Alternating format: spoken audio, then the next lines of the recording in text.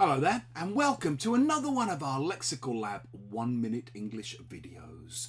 If you enjoy this video, make sure you subscribe to our YouTube channel and check out our website www.lexicallab.com to find out more about our online language lessons.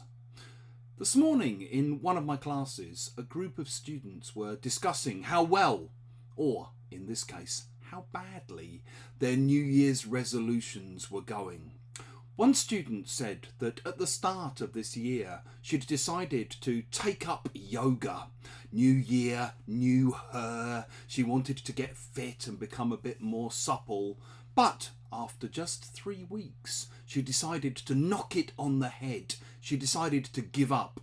Basically because she just didn't really like the teacher that she had. She said she didn't feel like the teacher was making any real effort. There was no passion or enthusiasm to the way she taught. She was just going through the motions. If you say that you think someone is just going through the motions, you mean that they're doing something without making any real effort to do it well. They're not doing it with any passion or enthusiasm. They're not putting their heart into it. So it could be a tired, jaded, disillusioned teacher who's just going through the motions. You sometimes see it with footballers, especially after a footballer has been given a lucrative new contract and doesn't have to work as hard anymore. They often play in a half-hearted kind of way. They look like they're just going through the motions. Maybe sometimes you feel this in a relationship. You might feel like you and your partner are just going through the motions.